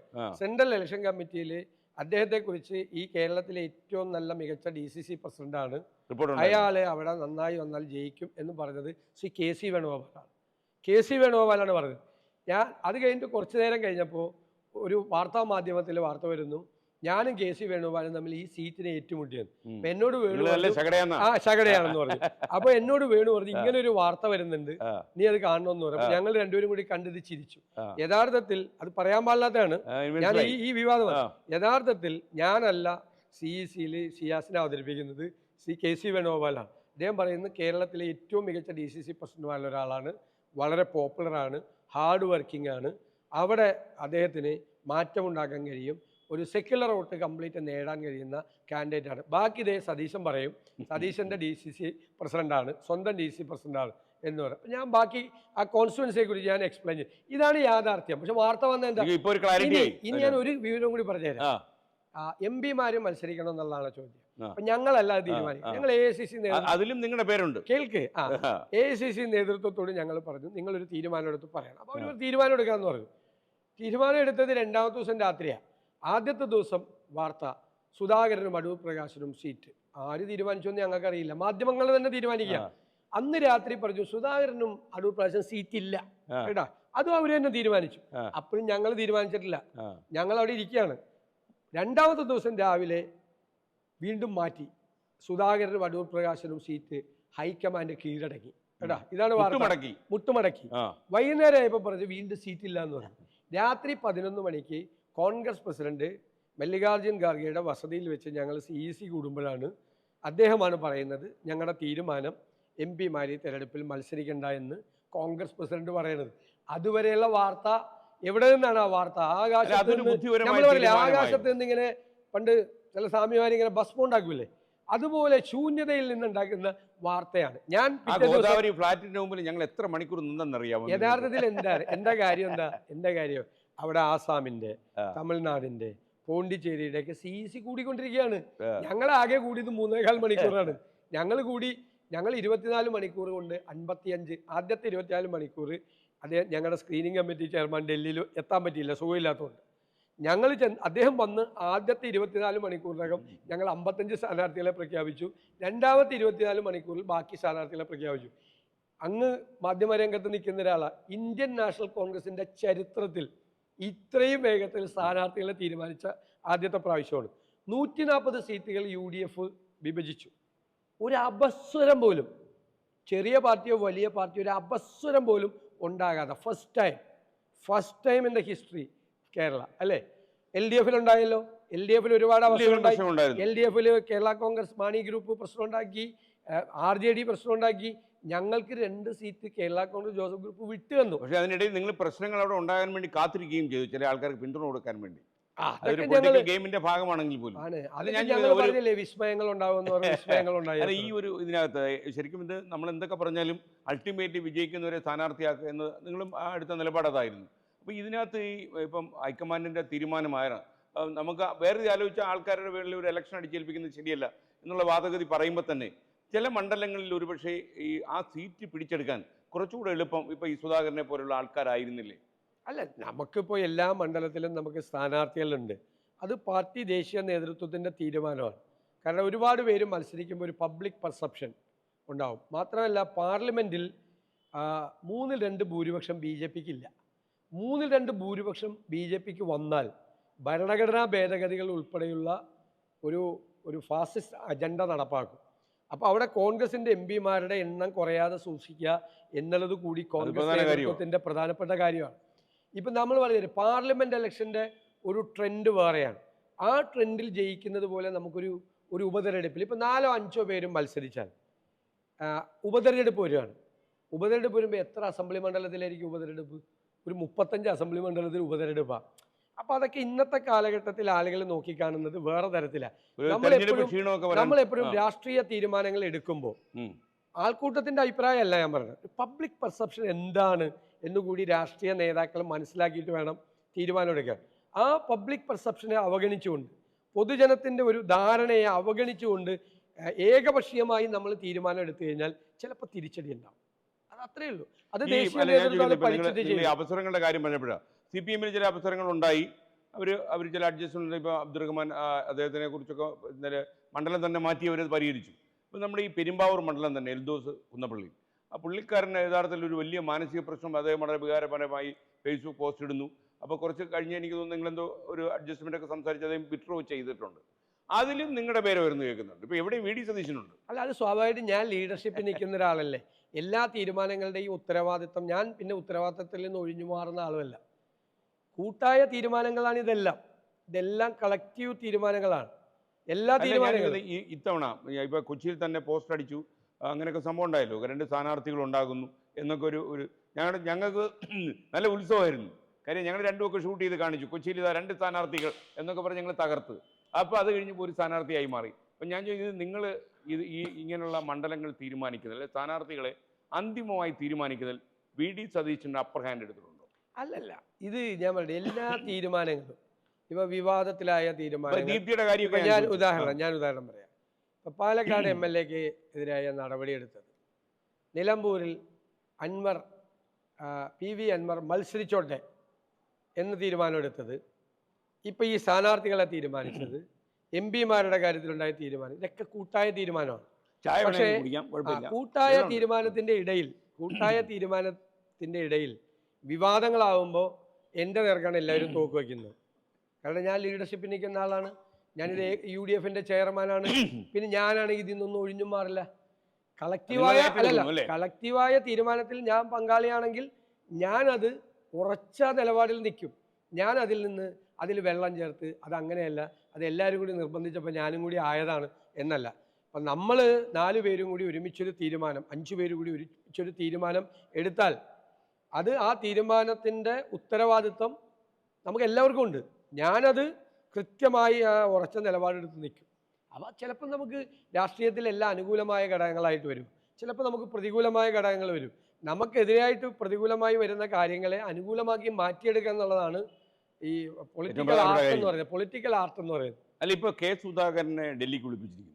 അപ്പോൾ ഇത് ഏതെങ്കിലും സോഴ്സിനെ ആശ്രയിച്ചാണെന്ന് അറിയില്ല, അദ്ദേഹം തൽക്കാലം KPCC പ്രസിഡന്റ് ആകും എന്നുള്ള റിപ്പോർട്ടുകൾ വരുന്നു. അപ്പോൾ ഇതൊക്കെ സംഭവിക്കാൻ സാധ്യതയുണ്ടോ? എനിക്കറിയില്ല, നിങ്ങൾ അറിഞ്ഞിട്ടില്ല. ഞാൻ അന്നും അദ്ദേഹത്തിന് സീറ്റ് കൊടുക്കുന്നു, സീറ്റ് കൊടുക്കില്ല എന്ന് പറയുമ്പോൾ ഇത് രണ്ടും എനിക്കറിയില്ല. കെ. സുധാകരനുമായിട്ടൊരു നല്ല ബന്ധം സൂക്ഷിക്കാൻ നിങ്ങൾക്ക് കഴിഞ്ഞിട്ടില്ല? വളരെ നല്ല ബന്ധമാണ് ഞങ്ങൾ തമ്മിൽ. അല്ല, ഇത് കേട്ടോ, ഞങ്ങൾ തമ്മിൽ ഇന്ന് വരെ അദ്ദേഹം പ്രസിഡന്റ്, ഞാൻ ഇതുവരെ അദ്ദേഹത്തോട് ചോദിച്ചു, അദ്ദേഹം തന്നെ പറയും. അദ്ദേഹം എന്നോട് ഒരു ദിവസം ചോദിച്ചു, ഇടാ നമ്മൾ തമ്മിൽ പിണങ്ങിയിട്ടുണ്ടോ? അപ്പം എൻ്റെ അനിയനെ പോലെയാണ് എന്നോട്. ഞാൻ പറയും ഇതുവരെ പിണങ്ങിയിട്ടില്ല, പിണങ്ങാനുള്ളൊരു അവസരം നിങ്ങളും ഉണ്ടാക്കിയിട്ടില്ല, ഞാനും ഉണ്ടാക്കിയിട്ടില്ല. രണ്ടാമത്തെ ചോദ്യം, നീ പറയുന്ന എല്ലാം ഞാൻ ചെയ്തു തന്നിട്ടില്ലേ? ഞാൻ പറയും എല്ലാം ചെയ്തു തന്നിട്ടുണ്ട്. ഞാൻ പറയുന്ന എല്ലാ കാര്യം നീ ചെയ്തു തന്നിട്ടില്ലേ? ഉണ്ട്. പിന്നെ എന്താണ് ആളുകൾ ഇങ്ങനെ പറയണേന്ന് അദ്ദേഹം ചോദിച്ചാൽ നിഷ്കളങ്കമായി ചോദിച്ചാണ്. അതിനാകെ ഒരു ഒരു യോഗത്തിൽ സംസാരിക്കുമ്പോൾ ഒരു മൈക്ക് അങ്ങോട്ടും ഇങ്ങോട്ടും മാറ്റി വെച്ച് കഴിഞ്ഞാൽ ബോഡി ലാംഗ്വേജിന് ഞാൻ പറയണ എല്ലാ TV ചാനലും അത് റെക്കോർഡ് ചെയ്താണ്. 16 ദിവസം കഴിഞ്ഞപ്പോഴാണ് അത് വാർത്തയാക്കുന്നത്. അത് വേറെ ചിലർ ഈ ഞങ്ങൾ തമ്മിൽ കുഴപ്പമാണെന്ന് കാണിക്കാൻ വേണ്ടിയിട്ടുണ്ടാക്കിയ വാർത്തയാണ്. പിന്നെ അദ്ദേഹം ഒരു ദിവസം ഞങ്ങൾ ഒരുമിച്ച് പത്രസമ്മേളനം നടത്താൻ, അപ്പോൾ ഞാനൊരു സ്ഥലത്ത് പോയിട്ട് വരിക. അപ്പോൾ അദ്ദേഹത്തിനെ തെറ്റിദ്ധരിപ്പിച്ച് 10:55 പത്രസമ്മേളനം നടത്താൻ കയറ്റിയിരുത്തി. എനിക്കിതൊക്കെ അറിയാമല്ലോ, 10:55 ന്യൂസായിരിക്കുമെന്നും അത് ലൈവ് പോലെന്ന് എനിക്കറിയാം. അപ്പം ഞാനത് കാൽക്കുലേറ്റ് ചെയ്ത് 11:05 അവിടെ എത്തിയത്. 10:55 തൊട്ട് നിങ്ങളുടെ എല്ലാ ചാനലുകളിലും പരസ്യവും 11 മണിക്ക് ലീഡ് ന്യൂസും വന്നിട്ട് ഇത് ലൈവ് പോകണമെങ്കിൽ 11:05 വരുള്ളൂ എന്നറിയാം. അപ്പൊ ഞാൻ വേറെ സ്ഥലത്തും കൂടി പോയിട്ട് അവിടെ എത്തി. ഞാൻ പറഞ്ഞു എനിക്ക് ഇതൊക്കെ നമ്മൾ രാഷ്ട്രീയ പ്രവർത്തകർ നോട്ട് ചെയ്യണ്ടേ? 10:55 പോയി ഞാൻ ലൈവ് കൊടുത്ത ലൈവ് പോലെന്ന് ഞാൻ മനസ്സിലാക്കണ്ടേ? വേണ്ടേ? കുറെ കാലത്ത് നിങ്ങൾ മനസ്സിലാക്കിയിട്ടുണ്ടല്ലേ? ഓക്കെ, അത് നന്നായി. അല്ല, ഇപ്പൊ ശരിക്കും യഥാർത്ഥത്തിൽ ഈ സുധാകരൻ പിന്നീട് നടത്തിയ പ്രസ്താവനകളൊക്കെ തന്നെ അദ്ദേഹം പാർട്ടിക്ക് വിധേയനാണ് എന്ന് അദ്ദേഹം പറഞ്ഞു. മാത്രമല്ല അതിനകത്ത് നമ്മുടെ ഒരു കുറ്റസമ്മതം പോലെ പറഞ്ഞാൽ ഞങ്ങളുടെ റിപ്പോർട്ടർ ഉൾപ്പെടെ ഏതാണ്ട് ഒരു 2-3 മണിക്കൂർ ലൈവ് നിലനിർത്തി ഞങ്ങൾ ഗോദാവരി എന്നൊരു പ്രഖ്യാപനം വരും എന്ന് വിചാരിച്ചു. ഗോദാവരി മൗനത്തിലായി. മാത്രമല്ല ഞാൻ പാർട്ടിക്ക് വിധേയനാണ് എന്ന് അദ്ദേഹം പ്രഖ്യാപിച്ച് ഞങ്ങൾക്ക് തിരച്ചിലിട്ടു. അപ്പോൾ എന്നാൽ അദ്ദേഹം ഒരു വിനീത ഹൃദയനാണ് എന്ന് തോന്നലുണ്ടാക്കുന്ന ചില പ്രസ്താവനകൾ അദ്ദേഹം പിന്നീട് നടത്തി. അപ്പോൾ എനിക്ക് തോന്നുന്നു അതിൻ്റെ ഒരു കോമ്പൻസേഷന്റെ ഭാഗമായിട്ടാണോ അദ്ദേഹത്തിന്റെ ഡൽഹി യാത്ര? എന്തെങ്കിലും അങ്ങനെ സംഭവിക്കും ചിന്ത പാർട്ടിയിലുണ്ടോ? ഇല്ലില്ല, അദ്ദേഹം ഞങ്ങളുടെ സമുന്നതനായ നേതാവാണ്. ഞങ്ങൾ എല്ലാവരുമായിട്ട് നിരന്തരമായി ബന്ധപ്പെട്ടുകൊണ്ടിരിക്കുന്ന ഒരാളാണ്. എല്ലാ പാർട്ടി പരിപാടികളിലും വരുന്ന ആളാണ്. ഇതിന് ശേഷവും ഇപ്പോൾ ഈ പരിപാടികളിലെല്ലാം അദ്ദേഹം വളരെ സജീവമായി പങ്കെടുത്തിപ്പോൾ കോഴിക്കോട് ഗാർഗേജി പങ്കെടുത്ത പരിപാടിയിൽ അദ്ദേഹം വളരെ സജീവമാണ്. തെരഞ്ഞെടുപ്പ് പ്രവർത്തനത്തിൽ എല്ലാ മണ്ഡലത്തിലും പോവുക. എന്തെല്ലാം വാർത്ത വന്നു, KPCC പ്രസിഡന്റ് മണ്ഡലത്തിൽ പ്രചരണം നടത്തില്ല എന്നും പറഞ്ഞ വാർത്ത വന്നു. അവിടെ അദ്ദേഹം പ്രചരണത്തിന് പോയി. കണ്ണൂർ അദ്ദേഹം ഇറങ്ങില്ല. കണ്ണൂർ ആദ്യത്തെ ദിവസം തന്നെ അദ്ദേഹത്തിൻ്റെ ശിഷ്യന്മാരാണ് അവരെല്ലാം. TO മോഹനോടെ മത്സരിക്കുന്ന സ്ഥാനാർത്ഥിയൊക്കെ സുധാകരേട്ടൻ്റെ ശിഷ്യന്മാരാണ്. അവർ മക്കളെ പോലെ അനിയനെ പോലെ കൊണ്ടു നടക്കുന്ന ആളാണ്. അവരൊക്കെ അദ്ദേഹമായിട്ട് നല്ല ബന്ധമാണ്. എന്തെല്ലാം വാർത്ത വന്നു, അവിടെ ഇറങ്ങില്ല എന്ന് പറഞ്ഞു കണ്ണൂർ പ്രചരണത്തിന്. അവിടുത്തെ മേയറായിരുന്ന TO മോഹൻ നല്ല സ്ഥാനാർത്ഥിയാ. സുധാകരൻ തന്നെ ഇറങ്ങി അവിടെ തെരഞ്ഞെടുപ്പ് പ്രവർത്തനത്തിൽ. അതേ എല്ലാവരും ഞാൻ വിളിച്ചപ്പോൾ അതേ എല്ലാവരെയും ബന്ധപ്പെടും, എല്ലാവരും സംസാരിച്ചു കൊണ്ടിരിക്കുക. ഇതൊക്കെ ഇപ്പോഴത്തെ ഒരു ഞാൻ ശീലൻ നായരോട് പറയാമല്ലോ, ഇപ്പോൾ ഒരു കഴിഞ്ഞ പണ്ടൊന്നും ഇത്രയും ഉണ്ടായില്ല. ഒരു അൺഎത്തിക്കലായിട്ടുള്ള ഒരു മാധ്യമ പ്രവർത്തനം ആരംഭിച്ചിട്ടുണ്ട് ചില ചാനലുകൾ. അതിൻ്റെ പുറകെ മുഖ്യധാരാ ചാനലുകൾ പോകരുത് എന്നാണ് എൻ്റെ വിനയപൂർവ്വമായി ഞാൻ അങ്ങോട്ടും പറഞ്ഞിട്ടുണ്ട്. ഞാൻ മുഖ്യധാരാ ചാനലുകളോട് പറയുന്നുണ്ട്. അതായത് ഹീനമായ ഒരു തരത്തിലുള്ള പ്രചാരണം. ഞാൻ ഒരു ചാനൽ ഈ 48 മണിക്കൂറുണ്ടല്ലേ ഞങ്ങൾ ഡൽഹിയിലിരിക്കും, 30 നുണബോംബ് പൊട്ടിച്ചു. 30 നുണബോംബ്, 10 എനിക്കെതിരെയത്. അവര് CPM വേണ്ടി, CPM അവർക്ക് ഒരുപാട് ഒബ്ലിഗേഷൻ ഉണ്ട്, പല കാരണങ്ങളുണ്ട്, അത് ഞാനിപ്പോൾ വെളിപ്പെടുത്തുന്നില്ല. CPM ഈ ഗവൺമെന്റിനോടും അവർക്ക് ഒരുപാട് ഒബ്ലിഗേഷൻ ഉണ്ട്, പല കാരണങ്ങളുമുണ്ട്. അത് വെളിപ്പെടുത്തേണ്ടി വരുമ്പോൾ വെളിപ്പെടുത്തും, സംശയമൊന്നും വേണ്ട അതിനകത്ത്, അങ്ങനെ ഭയമൊന്നുമില്ല ആരെയും. അവർ 30 നുണബോംബാണ് പൊട്ടിച്ച 48 മണിക്കൂർ. നിങ്ങളൊക്കെ അറിഞ്ഞോ അറിയാതെയോ അതിൽ ചെന്ന് പെട്ടു, കുറേ പേര് പെട്ടു. ഞാൻ പണ്ട് പറയാം, ഈ മുഖ്യധാരാ മാധ്യമങ്ങൾക്ക് ഒരു സ്റ്റാൻഡേർഡും ഒരു നിലവാരവും കാര്യമൊക്കെ ഉണ്ട്. ചിലപ്പോൾ തെറ്റായ വാർത്തകളൊക്കെ വരും. അത് പണ്ട് നമ്മുടെ പ്രിന്റ് മീഡിയയിലും നമ്മൾ ഓർമ്മയില്ലേ, പണ്ട് ഒരു തെറ്റായ വാർത്ത വന്നാൽ പിറ്റേ ദിവസം ഇങ്ങനെ തെറ്റായ വാർത്ത നൽകി, ഇതായിരുന്നു ശരി, തെറ്റായ വാർത്ത നൽകിയതിൽ ഖേദിക്കുന്നു പത്രാധിപർ എന്ന് പറഞ്ഞൊരു കുറിപ്പുണ്ടായിരുന്നു. എന്തൊരു ഇപ്പൊ അതില്ലല്ലോ. ഇപ്പൊ ചാനലിലൊക്കെ തുറന്നു പറയട്ടെ, ഞാൻ ചിലപ്പോഴൊക്കെ ഖേദം രേഖപ്പെടുത്തും, നമ്മൾ കൊടുത്ത വാർത്ത തെറ്റി. അത് നല്ല കാര്യം. ഞാൻ നിയമസഭയില് ഒരു ഇച്ചിരി കട്ടിയിലൊരു വാക്ക് ഉപയോഗിച്ചു. എനിക്ക് തോന്നി അങ്ങനെ പറയാൻ പാടില്ല. ഒരു മന്ത്രിയോടാണ്, GR അനിൽ എന്ന് പറഞ്ഞത്, അദ്ദേഹം ആദ്യമായിട്ട് MLA ആയി വന്ന മന്ത്രിയാ. ഞാൻ എന്നോട് അങ്ങ് കള്ളം പറഞ്ഞു എന്ന് ഞാൻ പറഞ്ഞു. ആ വാക്ക് ഉപയോഗിക്കാൻ പാടില്ല നിയമസഭയിൽ ശരിക്കും. അപ്പം ഞാൻ ആദ്യമായിട്ടാണ് എൻ്റെ നിയമസഭാ ജീവിതത്തിൽ ആദ്യമായിട്ടാണ് ഒരു വാക്ക് പിൻവലിക്കുന്നതോ. അപ്പം തന്നെ ഞാൻ പിൻവലിച്ചു. എൻ്റെ വാക്ക് ഒരു സ്പീക്കറും റിമൂവ് ചെയ്തിട്ടില്ല, കാരണം പാർലമെന്ററി അല്ലാത്തൊരു വാക്ക് ഞാൻ ഉപയോഗിക്കാറില്ല. പക്ഷേ കള്ളം പറഞ്ഞു എന്ന് പറഞ്ഞപ്പോൾ എനിക്ക് തോന്നി ഒരു മന്ത്രിയെക്കുറിച്ച് അങ്ങനെ ഒരു നിയമസഭാ ഭാഷയല്ല അത്, നിയമസഭയിലെ കള്ളം എന്നല്ല. വേണമെങ്കിൽ പറയാം താങ്കൾ അവാസ്തവമായ കാര്യം പറഞ്ഞു എന്ന് പറയാം. പക്ഷെ താങ്കൾ പച്ചക്കള്ളം നമ്മളൊരു തെരുവിൽ ഏറ്റുമുട്ടുന്നത് പോലെ പറഞ്ഞു. ഞാൻ അപ്പം തന്നെ എഴുന്നേറ്റ് ഞാൻ പറഞ്ഞു, ഞാൻ ആ വാക്ക് പിൻവലിക്കുന്നു, ഞാൻ അങ്ങനെ പറയാൻ പാടില്ലായിരുന്നു ഇനി ഞാൻ പറഞ്ഞു എന്ന് പറഞ്ഞതുപോലെ നമ്മളൊരു ഇതല്ല, ഇത് നുണബോംബിൻ്റെ വർഷമാണ്. എന്തെല്ലാമാണ് പറയുന്നതെന്നറിയോ, നമ്മൾ കേട്ടുകേൾവിയില്ലാത്ത കാര്യങ്ങൾ വരെ നമ്മളെക്കുറിച്ച് എന്തെല്ലാം അപവാദങ്ങൾ, ഇല്ലാത്ത കാര്യങ്ങൾ, എന്തുമാത്രം കാര്യങ്ങളാണ് പറഞ്ഞുകൊണ്ടിരിക്കുന്നത്. അതൊരു ഇതായി. അപ്പോൾ ഞാൻ പറയുന്നത് നമുക്കൊരു ആരുടെയാണ് വിശ്വാസ്യത പോകുന്നത്? വിശ്വാസ്യത പോകുന്നത് ആരുടെയാണ്? നമ്മുടെ ആരെങ്കിലും വിശ്വാസ്യത അങ്ങനെ വാർത്ത കൊടുത്ത് കളയാൻ പറ്റുമോ? നമുക്കില്ലാത്തൊരു കാര്യം. നമുക്ക് ആളുകൾ നമ്മളെ നോക്കിക്കാണുകയല്ലേ, നമ്മളെ വിമർശനാത്മകമായിട്ടും പോസിറ്റീവായിട്ടും നെഗറ്റീവായിട്ടും നോക്കി കാണുന്നുണ്ട്. നമ്മുടെ നെഗറ്റീവ് എന്താണെന്ന് ആളുകൾക്കറിയാം, നമ്മുടെ പോസിറ്റീവ് ഇല്ലാത്ത കാര്യം പറഞ്ഞ ആളുകൾ വിശ്വസിക്കും. ഞാനൊരു കാര്യം ചോദിക്കട്ടെ, നിങ്ങൾ പലപ്പോഴും ഈ മതനിരപേക്ഷത പോലുള്ള വിഷയങ്ങളിലൊക്കെ വളരെ നിശ്ചിതമായ നിലപാടുകൾ എടുത്തിട്ടുണ്ട്. ഒരുപക്ഷെ രാഷ്ട്രീയ കേരളം അതെപ്പോഴും ശ്രദ്ധിക്കുന്നുണ്ട് നിങ്ങൾ ചില കാര്യങ്ങൾ പറയുമ്പോൾ. എന്നാൽ ഈ നിങ്ങൾ എപ്പോഴെങ്കിലും ഈ കോൺഗ്രസ് പ്രസ്ഥാനം UDFൻ്റെ ഒരു സംഘടനാ ശക്തിക്ക് മുന്നിൽ പലപ്പോഴും നിങ്ങളുടെ വാക്കുകളെ പിന്തുണയ്ക്കാൻ ചിലപ്പോൾ ആളുകൾ വരുന്നില്ല എന്നൊരവസ്ഥയുണ്ട്. അങ്ങനെ ഒരു അവസ്ഥയുണ്ട്, എന്നുവെച്ചാൽ നിങ്ങളുടെ അഭിപ്രായങ്ങൾ ഒറ്റപ്പെട്ടു പോകുന്നു. അങ്ങനെയൊന്നുമില്ല, ഞങ്ങളിത് കൂട്ടായി എടുക്കുന്ന തീരുമാനത്തിന്റെ ഭാഗമായിട്ട് തന്നെയാണ്. ഞാൻ നിങ്ങളുടെ നിലപാടുകളെ കുറിച്ച് എല്ലാ പ്രശ്നം എന്താ, അതിൻ്റെ ഭാഷയിലൊരു ഭാഷയിലൊരു വ്യത്യാസമുണ്ട്. ഇപ്പോൾ ഞാൻ പറഞ്ഞു, ഇപ്പോൾ രമേശ് ചെന്നിത്തല സംസാരിക്കുന്ന ഒരു ടോൺ, ഉമ്മൻചാണ്ടി സംസാരിക്കുന്നത് വേറൊരു ടോൺ എന്ന് പറയുന്നുണ്ട്. ഇപ്പോൾ KC വേണുഗോപാൽ സംസാരിക്കുന്നത് വേറൊരു ടോൺ. ഇതൊന്നും അല്ലല്ലോ AK ആന്റണി സംസാരിക്കുമ്പോൾ. അദ്ദേഹം ആ കണ്ടന്റ് മാത്രമേ ഉണ്ടാവുള്ളൂ, ഭയങ്കര രസമായിട്ട് കാച്ചിക്കുറുക്കിയിട്ടാണ് പറയുന്നത്. അങ്ങനെ ഓരോരുത്തരുടേതായ ഒരു രീതിയുണ്ട്. ഞാൻ കുറേ കൂടി അസേർട്ട് ചെയ്ത് പറയും, കുറച്ചുകൂടി അസേർട്ട് ചെയ്ത് പറയും. കാരണം നമ്മൾ എടുത്തിരിക്കുന്ന ഒരു തീരുമാനത്തെ അസേർട്ട് ചെയ്ത് പറയും, ആ തീരുമാനമാണ്. അപ്പം നമ്മൾ എടുത്തിരിക്കുന്ന ഒരു സെക്യുലർ പൊസിഷനിങ് എടുക്കാനുള്ളൊരു കാരണമുണ്ട്, നമ്മളത് മനസ്സിലാക്കണം. കേരളം അതായത് ഒരു തീപ്പൊരി വീണാൽ അതിനെ ആളിക്കത്തിക്കാൻ ശ്രമിക്കുന്ന വർഗീയവാദികൾ കാത്തിരിക്കുന്ന ഒരു സ്ഥലം കൂടിയാണ് കേരളം. അതിൽ ഭൂരിപക്ഷ വർഗീയതയും ന്യൂനപക്ഷ വർഗീയതയുണ്ട്. നമ്മളായിട്ട് അവർക്ക് തീപ്പന്ത് എറിഞ്ഞു കൊടുക്കരുത്. ജനറലി ഞാൻ ഉറച്ചു വിശ്വസിക്കുന്നു, എൻ്റെ നിലപാടിൻ്റെ അടിത്തറ അതാണ്, കേരളം സെക്യുലറാണ് എന്നാണ് എൻ്റെ ഉറച്ച വിശ്വാസം. ഞാനെനിക്ക് ചോദിക്കട്ടെ, ഇപ്പോൾ ജമാഅത്ത് ഇസ്ലാമി അതേപോലുള്ള വർഗീയത ചുരത്തുന്ന ഈ കക്ഷികളുമായിട്ട് നിങ്ങൾ തെരഞ്ഞെടുപ്പിൽ ഒരു ചങ്ങാത്തം കൂടിയിട്ടുണ്ട്. പക്ഷേ ഈ ക്രൈസ്തവ സ്ഥാപനങ്ങളും അങ്ങനെയുള്ള സംഘടനകളും ഒക്കെ തന്നെ അവർക്കൊരു വിശ്വാസരാഹിത്യം ഉണ്ടാകാൻ ഇത് കാരണമാകും? ഒരിക്കലും ഇല്ല. കാരണം വളരെ സിമ്പിളായിട്ട് ഞാൻ പറഞ്ഞുതരാം.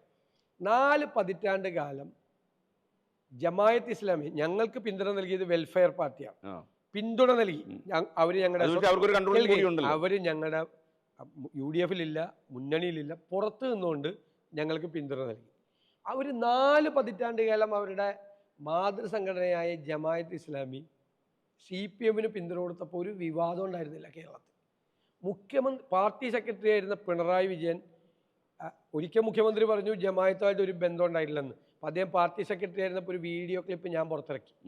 ജമാഅത്തിൻ്റെ പിന്തുണയെ സ്വാഗതം ചെയ്യുന്നു, ദേശാഭിമാനി എഡിറ്റോറിയൽ എഴുതിയതിൻ്റെ എഡിറ്റോറിയൽ ഞാൻ ഹാജരാക്കി. പിന്നെ മുഖ്യമന്ത്രി അത് തിരുത്തി പറഞ്ഞു, അവരുമായിട്ട് ബന്ധം ഉണ്ടായിരുന്നു എന്ന് പറഞ്ഞു. ഇപ്പോഴേ PDP അവർക്ക് പിന്തുണ കൊടുത്തു. അതിന് ഒരാൾക്കൊരു കുഴപ്പമില്ല, ഒരു മാധ്യമങ്ങളും അത് ചർച്ചയാക്കിയില്ല. PDP ഒരു മതേതര പാർട്ടിയാണോ? ഇനി രണ്ടാമതൊരു വളരെ പ്രധാനപ്പെട്ടൊരു ചോദ്യം. മുഖ്യമന്ത്രി ആദ്യം ന്യൂനപക്ഷ വർഗീയതയായിരുന്നു അദ്ദേഹം ചെയ്തിരുന്നത്. പാർലമെൻറ്റ് തെരഞ്ഞെടുപ്പ് ന്യൂനപക്ഷം വോട്ട് ചെയ്തില്ലെന്ന് കണ്ടപ്പോൾ തെരഞ്ഞെടുപ്പ് കഴിഞ്ഞിട്ട് ഭൂരിപക്ഷ വർഗീയതയാക്കി. ഡൽഹി പോയി ഹിന്ദുവിന് ഇൻ്റർവ്യൂ കൊടുത്തു, മലപ്പുറത്തെ പറ്റി മോശമായിട്ട് പറഞ്ഞു. ഇവർ ലീഗിൻ്റെ പുറകെ നടന്നതാണ്. ഈ ഞങ്ങൾ പ്രതിപക്ഷത്തായ ആദ്യത്തെ ഒരു 1-2 വർഷക്കാലം ലീഗിന്റെ പുറകെ. ലീഗിനെ അവർ മുന്നണിയിലേക്ക് കൊണ്ടുവരാൻ ശ്രമിച്ചിരുന്നു കേട്ടോ. ലീഗ് മതേതര പാർട്ടിയാണ് എന്ന് CPM നേതാക്കൾ എല്ലാവരും പറഞ്ഞു. ലീഗിന്റെ പുറകെയായിരുന്നു. ലീഗിന്റെ പുറകെ ഇങ്ങനെ വന്നു കഴിഞ്ഞപ്പോൾ പാണക്കാട് സാദിഖ് അലി തങ്ങൾ ഒരു മനോഹരമായ സ്റ്റേറ്റ്മെന്റ് ഇറക്കി ഒരു ദിവസം, എല്ലാ കൺഫ്യൂഷനും അവസാനിപ്പിച്ചുകൊണ്ട്. UDF-ന്റെ കൂടെ നിൽക്കാൻ 1000 കാരണങ്ങളുണ്ട്, LDF-ൽ പോകാൻ ഒരു കാരണം പോലും ഇല്ല. ക്ലിയറായി. പിറ്റേ ദിവസം പോലെ ലീഗ് വർഗീയ പാർട്ടിയായി. ലീഗ് വർഗീയത CPM-ഉം CPM-നെ പിന്താങ്ങുന്ന ആളുകൾ കൂടി പറഞ്ഞു. എൻ്റെ ഒരു ചോദ്യമുണ്ട് പൊതുമണ്ഡലത്തിലേക്ക്. ലീഗ് ഒരു വർഗീയ നിലപാട് കേരളത്തിൽ എടുത്തിട്ടില്ല. ബാബറി മസ്ജിദ് തകർത്തതിന് ശേഷം ഇന്ത്യയിൽ പല സ്ഥലത്തും കലാപം ഉണ്ടായപ്പോൾ ശിഹാബ് തങ്ങളെടുത്തൊരു നിലപാടുണ്ട്. ആ നിലപാട് ലീഗ് ഇപ്പോഴും ആ ലൈനാണ്. ഇനി എൻ്റെ ചോദ്യം, ഈ ലീഗ് ദുർബലമായാൽ, ഇന്ത്യൻ യൂണിയൻ മുസ്ലിം ലീഗ് ദുർബലമായാൽ, ഇന്ത്യൻ യൂണിയൻ മുസ്ലിം ലീഗ് ഇല്ലാതായാൽ ആ സ്പേസ് ആരും ഉണ്ടോ? ആ സ്പേസ് അപകടകാരികളായ തീവ്രവാദ സംഘടനകളുണ്ടോ? ലീഗ് അവരായിട്ടാണ് ഫൈറ്റ് ചെയ്യുന്നത്. ഇതാണ് പൊളിറ്റിക്കൽ റിയാലിറ്റി. നമ്മൾ പൊളിറ്റിക്സ് അനലൈസ് ചെയ്യണം. പൊളിറ്റിക്സ് അനലൈസ് ചെയ്യുമ്പോൾ നമ്മൾ കേരളത്തെക്കുറിച്ച് ചിന്തിക്കണം. നമ്മുടെ നാട് അങ്ങനെ ആകണമെന്ന് എനിക്കതുണ്ട്. ഞാൻ അഭിമാനത്തോടെ പറയാം, എനിക്കതുണ്ട്. ലീഗിന് ബാബറി മസ്ജിദ് തകർത്ത കാലത്ത് ലീഗിന് തീവ്രത പോരാ, ലീഗ് തീവ്ര ലൈൻ എടുത്തില്ല എന്ന് പറഞ്ഞ് ലീഗ് സ്പ്ലിറ്റ് ചെയ്തു പോയ INL ഉണ്ടാക്കി. ആ INL-നെ കക്ഷത്ത് വെച്ചുകൊണ്ടാണ് പിണറായി വിജയൻ നമുക്ക് മതേതരത്വത്തിന് ക്ലാസ് എടുക്കാൻ പറ്റുന്നത്. എന്തൊരു വിരോധാഭാസമാണ്. PDP-യുടെ പിന്തുണ നേടിക്കൊണ്ടാണ് വെൽഫെയർ പാർട്ടി ഞങ്ങൾക്ക് പിന്തുണ കൊടുത്തപ്പോൾ അതിനെ വിമർശിക്കുന്നത്. ഇരട്ടത്താപ്പാണ്. ഞാൻ ഒരു കാര്യം ചോദിക്കട്ടെ, അതായത് ഇപ്പം ഞാൻ വിചാരിച്ചു 2 ദിവസം കൊണ്ട് ഈ ഡീൽ ഇഷ്യൂ മാഞ്ഞു പോകുന്നു. പക്ഷേ നമ്മുടെ മുകേഷാണ് നമ്മുടെ ടെലിവിഷനിൽ ഡീൽ അവതരിപ്പിച്ചത്. അപ്പോൾ ഞാൻ ഇന്നലെ മുകേഷിനെ കണ്ടപ്പോൾ പറഞ്ഞു, നിങ്ങളുടെ ഡീലാണ് ഇപ്പോൾ കിടന്ന് കറങ്ങിക്കൊണ്ടിരിക്കുന്നത്, ഡീൽ ഓർ നോ ഡീൽ. അപ്പോൾ ഈ വികസിത കേരളം അതിൻ്റെ പ്രശ്നം ചർച്ച ചെയ്യുന്നതിനപ്പുറം ഡീല് തന്നെ ഇങ്ങനെ കത്തി നിൽക്കുന്നത് എന്തുകൊണ്ടാണെന്ന് നിങ്ങൾ അത് മാറിയല്ലോ. അതിപ്പം മാറി. ഞങ്ങളതൊക്കെ മാറ്റി. ഞങ്ങളത് ജനങ്ങളോട് പറഞ്ഞില്ലെങ്കിൽ ശരിയാവില്ല. ഞങ്ങൾ ആ ഡീല് പുറത്തു കൊണ്ടുവന്നപ്പോൾ ഉണ്ടായ അഡ്വാൻറ്റേജ്, ആ ഡീൽ ഇനി നടക്കില്ല. ഡീല് പ്രായോഗികമായി ഇനി നടക്കില്ല ഒരു പരിധി വരെ. കാരണം എന്താ തരിക? അല്ലല്ല, അതിൽ BJP-യുടെയും CPM-ന്റെയും അണികൾ അതിനെതിരായിട്ട് ശക്തമായ പ്രതിഷേധം ഉയർത്തിയിരിക്കുക. അതിശക്തമായ പ്രതിഷേധം പല സ്ഥലത്തും അതിശക്തമായ മണ്ഡലം പല സ്ഥലത്തും പ്രതിഷേധം ഉയർത്തിയിരിക്കുക. അതുകൊണ്ട് നേതാക്കന്മാർ തമ്മിൽ ഡീൽ ഉണ്ടാക്കിയിട്ടുണ്ട്. പക്ഷെ അത് താഴത്തേക്ക് പ്രായോഗികമാക്കുക അത്ര എളുപ്പമല്ല. മാത്രമല്ല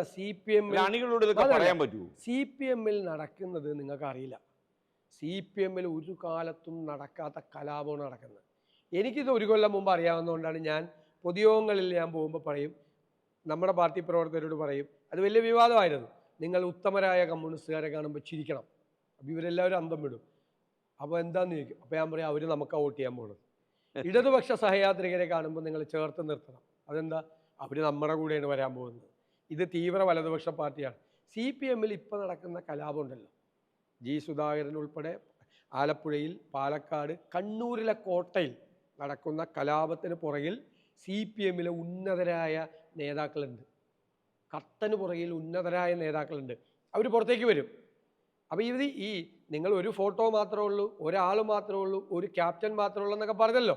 അതിനെതിരായി നടക്കുന്ന കലാപം ഈ CPM ഇതുവരെ കാണാത്ത കലാപമാണ്. 33 കൊല്ലം എടുത്തു CPM ബംഗാളിൽ തകരാൻ. ഇവിടെ 10 കൊല്ലം എടുത്തുള്ളൂ.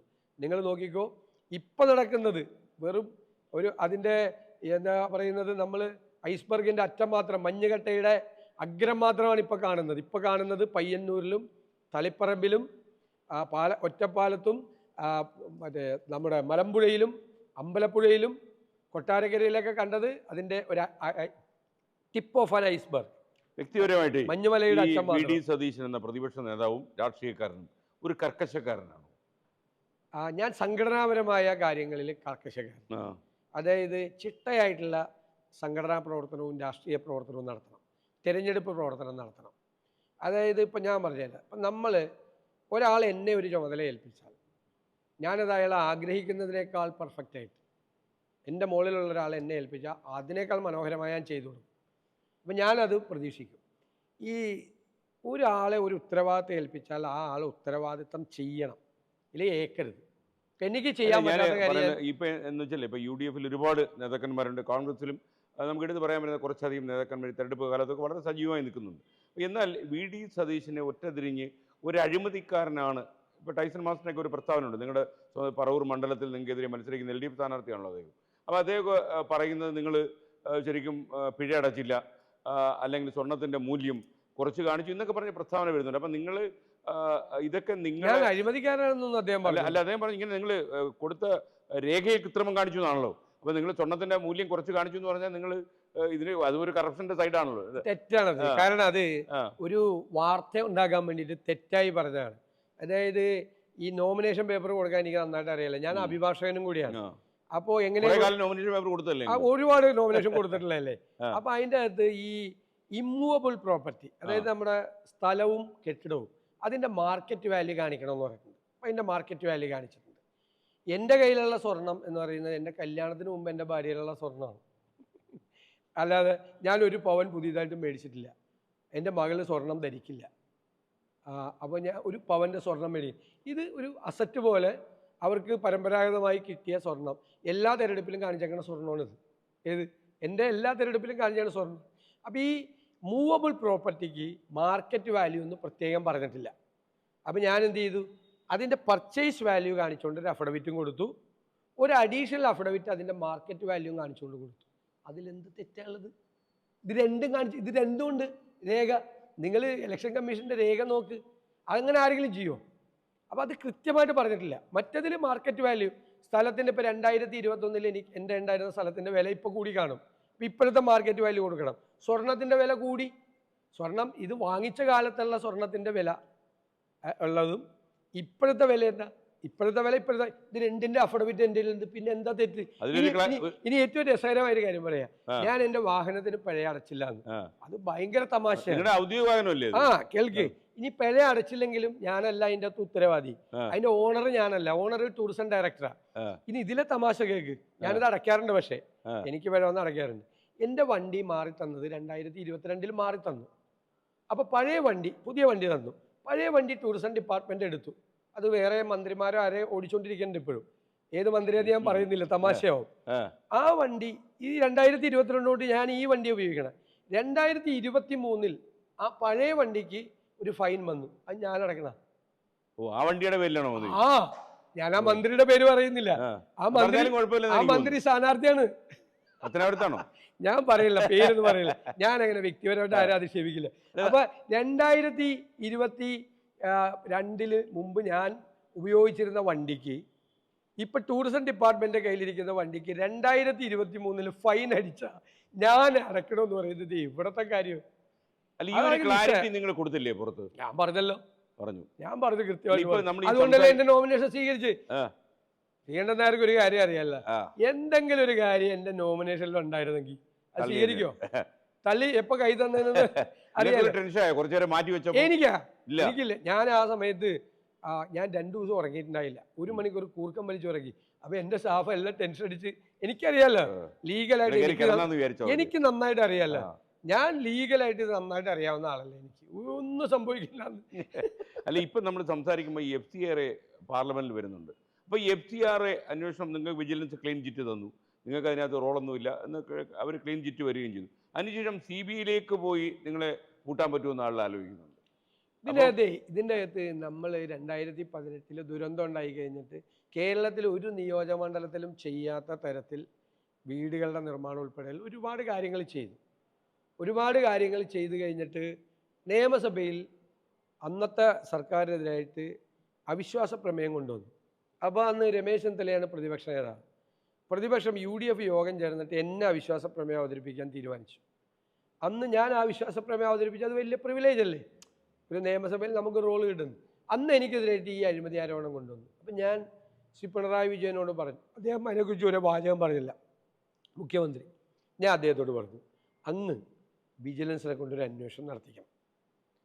അപ്പോൾ വിജിലൻസ് നല്ലൊരു റിപ്പോർട്ട് തരും, എങ്ങനെയാണ് ഇത്തരം പ്രവർത്തനങ്ങൾ മാതൃകാപരമായി നടത്തേണ്ടതെന്ന് പറഞ്ഞു. ഞാനാണ് മുഖ്യമന്ത്രിയോട് ആവശ്യപ്പെട്ടത്. അതിൻ്റെ ഇടയിൽ ഇവർ ഹൈക്കോടതി പോയി. ഹൈക്കോടതി എനിക്കൊരു നോട്ടീസ് പോലും അയക്കാതെ തള്ളി കൊട്ടയിലിട്ടു. ഇവർ ഡിവിഷൻ ബെഞ്ചിൽ പോയി. ഡിവിഷൻ ബെഞ്ച് വളരെ രൂക്ഷമായ വിമർശനം നടത്തിയിട്ട് ഇതെടുത്ത് കൊട്ടയിലിട്ട് 2 3 ഇവർ വിജിലൻസിൻ്റെ ക്വിക്ക് വെരിഫിക്കേഷൻ നടത്തി. ഞാൻ പറഞ്ഞതുപോലെ നല്ല റിപ്പോർട്ട്, അതിമനോഹരമായൊരു റിപ്പോർട്ട് എഴുതിയിട്ട് വിജിലൻസ് കൊടുത്തു. ഡ്രോപ്പ് ചെയ്തു കേസ്. ഹോം സെക്രട്ടറി കൊണ്ടുപോയി മുഖ്യമന്ത്രിയെ കാണിച്ച് റിപ്പോർട്ട് കാണിച്ചു. മുഖ്യമന്ത്രി അത് ഡ്രോപ്പ് ചെയ്യാനുള്ളതാണ്, കാരണം ഒന്നുമില്ല, ഒരു കുറ്റമില്ല എന്ന് പറഞ്ഞുകൊണ്ട് ഡ്രോപ്പ് ചെയ്ത്. അപ്പം 3ാമത്തെ സംഭവം.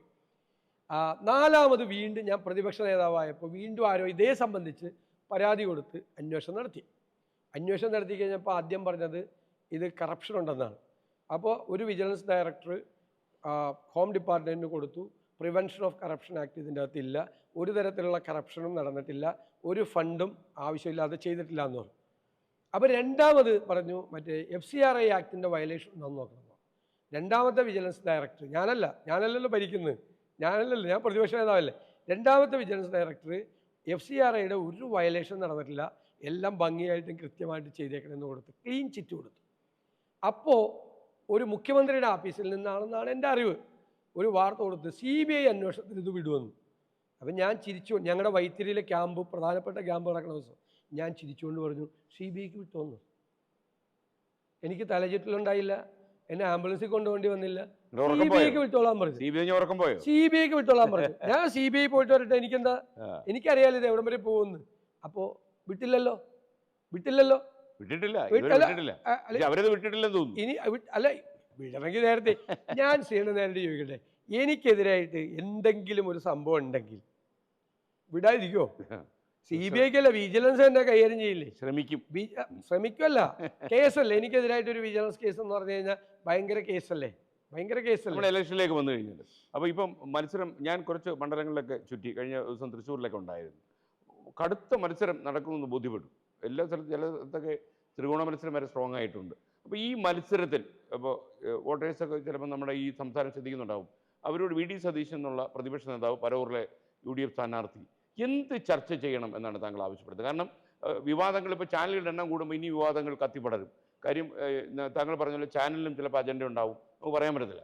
കാരണം ഞാൻ ഈ ചില കാര്യങ്ങളൊക്കെ ഇപ്പോൾ ഈ ഒരു മാധ്യമപ്രവർത്തനങ്ങളെ തുറന്നു പറഞ്ഞു തുടങ്ങി. പക്ഷേ അത് എന്തിനാണ് നിങ്ങളിത് പലരുടെ കുത്തി മണപ്പിക്കുന്നതെന്ന് ചോദിക്കുന്ന ആൾക്കാരുണ്ട്. പക്ഷേ ഞാൻ നോക്കുന്നത് നമുക്ക് പിഴവ് പറ്റുന്നേ പറയുന്നതിൽ എന്താ കുഴപ്പം? ഞാൻ പറയും എന്ത് ചർച്ച ചെയ്യണം എന്നാണ് നിങ്ങൾ ചർച്ച ചെയ്യേണ്ടത്? 10 വർഷം ഭരിച്ച ഈ ഗവൺമെൻറ്റിനെ വിലയിരുത്തണം. ഒന്ന്, അവരുടെ പരാജയപ്പെട്ടു എല്ലാ രംഗത്തും, ആരോഗ്യരംഗം, വിദ്യാഭ്യാസ രംഗം, കാർഷിക രംഗം, മനസ്സിലായില്ല, തീരപ്രദേശം, പട്ടികജാതി പട്ടികവർഗക്കാരുടെ പ്രശ്നങ്ങൾ, സംസ്ഥാനത്തിൻ്റെ സമ്പദ് വ്യവസ്ഥ തകർത്തതെല്ലാം ഞങ്ങളൊരു കുറ്റപത്രം ഗവൺമെൻറ്റിനെതിരായി കൊടുത്തിട്ടുണ്ട്, പ്രതിപക്ഷം. അത് ചർച്ച ചെയ്യണം. അവിടെയെല്ലാം UDF മുന്നോട്ട് വയ്ക്കുന്ന കാര്യങ്ങൾ, ഞങ്ങൾ മുന്നോട്ട് വയ്ക്കുന്നത് ഞാൻ നേരത്തെ പറഞ്ഞതുപോലെ, വിശദീകരിച്ചതുപോലെ ബദൽ പരിപാടികളും പദ്ധതികളും സ്വപ്ന പദ്ധതികളുമാണ്. ഞാനത് വിശദീകരിച്ചില്ല, സമയക്കുറവ് മൂലം ഞാൻ വിശദീകരിച്ചില്ല. ഞങ്ങൾക്ക് കോസ്റ്റൽ ഷിപ്പിങ്ങിന് പ്രോജക്റ്റ് ഉണ്ട്, ഏവിയേഷൻ പ്രോജക്റ്റ് ഉണ്ട്, തുടങ്ങി കേരളത്തെ അടിസ്ഥാനപരമായി മാറ്റിയെടുക്കുന്നതിനുള്ള, കേരളത്തെ ഒരു തുറമുഖ നഗരമാക്കി മാറ്റിയെടുക്കുന്നതിനുള്ള ഒക്കെയുള്ള പദ്ധതികളുണ്ട്.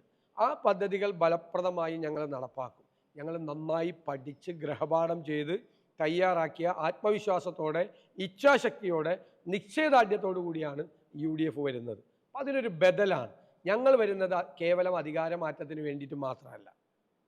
ഞങ്ങളുടെ ഒരു മുഖ്യമന്ത്രി പിണറായി വിജയൻ സഞ്ചരിക്കുന്ന 1-ാം നമ്പർ കാറിൽ സഞ്ചരിക്കാൻ വേണ്ടി മാത്രമല്ല ഞങ്ങൾ വരുന്നത് കേരളത്തിൻ്റെ മാറ്റത്തിന് വേണ്ടിയിട്ടാണ്. ആ വാക്ക് ഞാൻ ഈ പിണറായി വിജയൻ എന്ന് താങ്കൾ പറഞ്ഞപ്പോഴാണ് ഈ അതായത് ഈ മന്ത്രിസഭ അധികാരത്തിൽ വന്നു, അതായത് ഞാൻ പറഞ്ഞ പിണറായിയുടെ രണ്ടാം മന്ത്രിസഭയുടെ തുടക്കം മുതൽ താങ്കൾ ആദ്യകാലത്ത് വ്യക്തിപരമായിട്ടും അദ്ദേഹത്തോട് നല്ല ബന്ധം സൂക്ഷിച്ച ഒരാളാണ്. എന്നാൽ കുറച്ച് കഴിയുമ്പോൾ നിയമസഭയിൽ ഉൾപ്പെടെ എല്ലാ സ്ഥലങ്ങളിലും നിങ്ങൾ നേരിട്ട് ഏറ്റുമുട്ടുന്നു, ഇപ്പോഴും നിങ്ങൾ നേരിട്ട് തന്നെ ഏറ്റുമുട്ടുന്നു. അപ്പോൾ ഈ ബന്ധം അതിനിടയിൽ ശിഥിലമായോ? അല്ല, വ്യക്തിപരമായിട്ടുള്ള വിഷയമല്ലല്ലോ. ആ. അദ്ദേഹം മുഖ്യമന്ത്രിയാണ്. ഞാൻ അദ്ദേഹത്തിൻ്റെ പ്രായത്തെ ബഹുമാനിക്കാറുണ്ട്. പ്രായം വളരെ പ്രധാനപ്പെട്ട ഘടകമാണ്. അപ്പം നമ്മൾ ഉപയോഗിക്കുന്ന വാക്കുകളൊക്കെ സൂക്ഷിച്ചു പരിഹസിക്കാറൊക്കെ ഉണ്ട്. കാരണം അദ്ദേഹം പരിഹസിക്കുമ്പോൾ നമ്മൾ തിരിച്ചും പരിഹസിക്കും. എന്നോട് ഒരു ദിവസം പറഞ്ഞു, പ്രതിപക്ഷ നേതാവ് പറഞ്ഞതിന് പഴയ വിജയനായിരുന്നെങ്കിൽ കൃത്യമായ മറുപടി കിട്ടിയാൽ പഴയ വിജയനല്ലല്ലോ എന്ന് പറഞ്ഞു. അപ്പം ഞാൻ പറഞ്ഞു, എനിക്ക് പഴയ വിജയനെയും പേടിയില്ല, പുതിയ വിജയനെയും പേടിയില്ല എന്ന് പറഞ്ഞു. അങ്ങനെ കുറെ സംഭവങ്ങൾ അദ്ദേഹമായിട്ട് ഉള്ള തർക്കങ്ങളൊക്കെ ഉണ്ട്. അല്ല, അതൊന്നും നമുക്കൊന്നും പേടിയൊന്നുമില്ലല്ലോ, നമുക്ക് ആരെയും പേടിക്കാതെ. അപ്പം നമുക്ക് അദ്ദേഹത്തോട് വ്യക്തിപരമായിട്ടുള്ള വിരോധമൊന്നുമില്ല. പിന്നെ നമ്മൾ ഗവൺമെൻറ്റിൻ്റെ ഫെയിലിയറും മുഖ്യമന്ത്രി എന്ന നിലയിൽ അദ്ദേഹം എടുക്കാത്ത തീരുമാനങ്ങളൊക്കെയല്ലേ നമ്മൾ പറയുന്നത്. പിന്നെ അദ്ദേഹത്തിൻ്റെ ടീമിനെ പറ്റിയാണ് നമ്മൾ പറയാനുള്ളത്. ഏറ്റവും മോശം ടീമായിരുന്നു ഇപ്രാവശ്യം. എല്ലാ മന്ത്രിമാരെയും കുറിച്ചല്ല ഞാൻ പറയുന്നത്, പക്ഷേ കേരളത്തിൽ വന്ന ഏറ്റവും മോശം ടീമായിരുന്നു. അപ്പോൾ selection of the right persons around you it's very important. താങ്കളൊരു സ്ഥാപനത്തിന് നേതൃത്വം കൊടുക്കുന്ന ആളാണ്. താങ്കളുടെ ചുറ്റുമുള്ള ആളുകളെ, കൃത്യമായിട്ടുള്ള ആളുകളെ തിരഞ്ഞെടുക്കുന്നത് താങ്കളുടെ ലീഡർഷിപ്പ് ക്വാളിറ്റിയാണ്. ഇല്ലെങ്കിൽ നിങ്ങൾ വിവരം അറിയും, ഇല്ലേ? ആ വിവരമാണ് ഇപ്പം പിണറായി വിജയൻ അറിഞ്ഞുകൊണ്ടിരിക്കുന്നത്. ഈ രാഹുൽ ഗാന്ധി അദ്ദേഹത്തെയൊക്കെ പിണറായി വിജയൻ ഈ അടുത്ത കാലത്തായിട്ട് നന്നായിട്ട് ആക്രമിക്കുന്നുണ്ട്. ഇപ്പോൾ ഇന്ത്യ മുന്നണി എന്ന് പറയുന്നത് അതൊരു യാഥാർത്ഥ്യമാണ്, ചരിത്രപരമായ ഒരു യാഥാർത്ഥ്യമാണ്. അപ്പോൾ ഇന്ത്യയിലെ ഒരു പൊളിറ്റിക്കൽ ഗെയിം പ്ലാനിൽ ഒരുപക്ഷെ എനിക്ക് തോന്നുന്നു ഇന്ത്യ മുന്നണി എന്ന് പറയുന്നത് അനിവാര്യമാണ്. അല്ലെങ്കിൽ ഇനിയും കൂടുതൽ അപകടങ്ങൾ ഇന്ത്യ സംഭവിച്ചു തരും. പക്ഷേ അതൊന്നും അദ്ദേഹം പരിഗണിക്കുന്നില്ല. അദ്ദേഹം നന്നായിട്ട് ആക്രമിക്കുന്നു രാഹുൽ ഗാന്ധി. അതെന്താണെന്നറിയാമോ?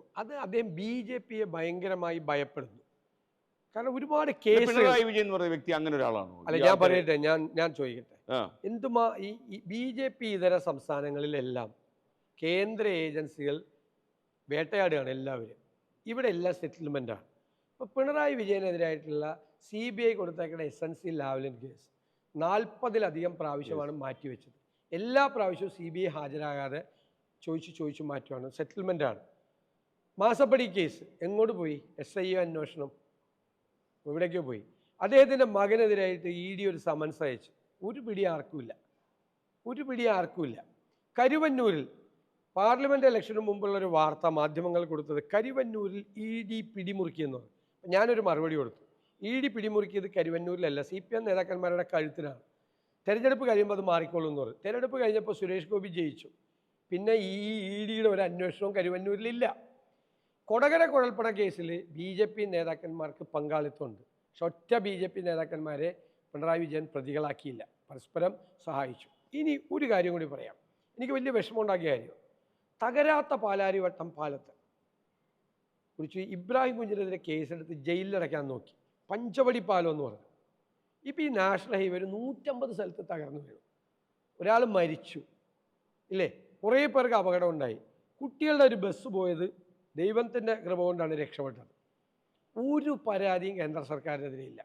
ഞാൻ അത് കഴിഞ്ഞ് ഈ ഹൈവേ ഒക്കെ വീണ് കഴിഞ്ഞിട്ട് മുഖ്യമന്ത്രി നിതിൻ ഗഡ്കരിയെ കാണാൻ പോയപ്പോൾ ഞാൻ ഓർത്ത് ഈ പരാതി കൊടുക്കാനാണ് പോയത്. പക്ഷെ ഒരു ആമാടപ്പെട്ടി സമ്മാനമായിട്ടാണ് കൊടുത്തത്, 6 മുള കണ്ണാടി കൊടുത്തത്.